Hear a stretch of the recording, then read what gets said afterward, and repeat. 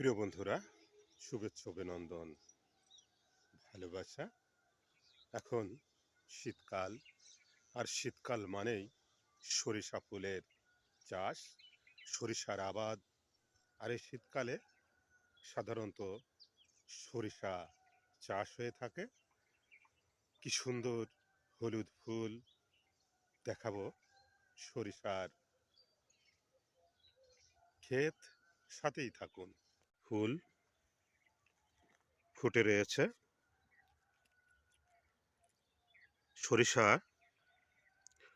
ছোট ছোট সরিষা হয় এগুলা থেকেই তেল হয়। আর এই যে ফুল, এই সরিষা ফুলগুলা হলুদ বর্ণের হয়ে থাকে। সরিষা বিভিন্ন রকমের হয়, সাদা সরিষা হয় এবং কালো সরিষা হয়।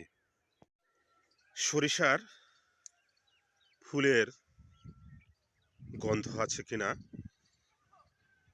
এক ধরনের ঝাঁঝালো গন্ধ আছে।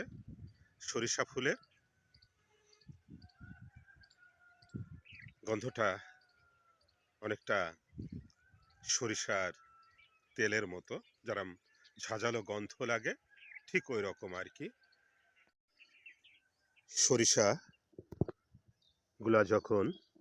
এই সরিষাগুলা যখন পেকে যাবে, তখন এগুলা কাটা হবে, কেটে মলন দেয়া হবে।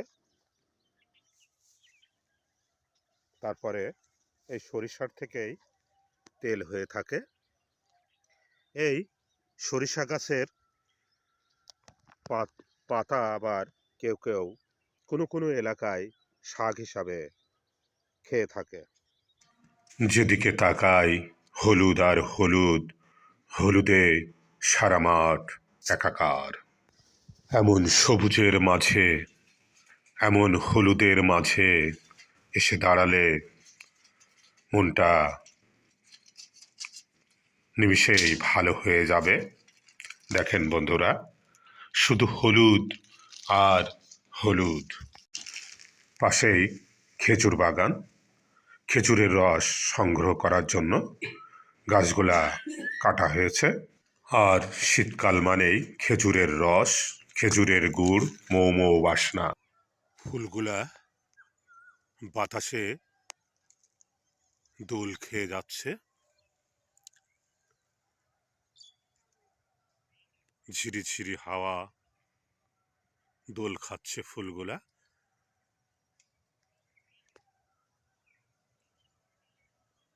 চারিদিকে নিস্তব্ধতা,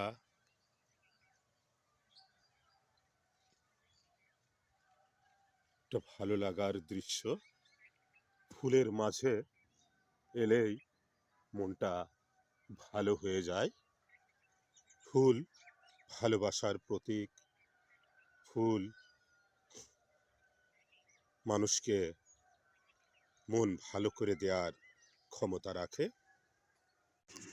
সরিষা ক্ষেতের পাশেই গমের চাষ করা হয়েছে। শীতকালেই গমের চাষ হয়ে থাকে। সবুজ পাতা, মন জোড়ানো দৃশ্য। প্রিয় বন্ধুরা, ঘুরে দেখালাম সরিষা ফুলের ক্ষেত। আবারও যে কোনো দিন, যে কোনো জায়গায়, যে কোনো স্থানে দেখা হবে, কথা হবে। সবার জন্য শুভকামনা। আল্লাহ হাফেজ।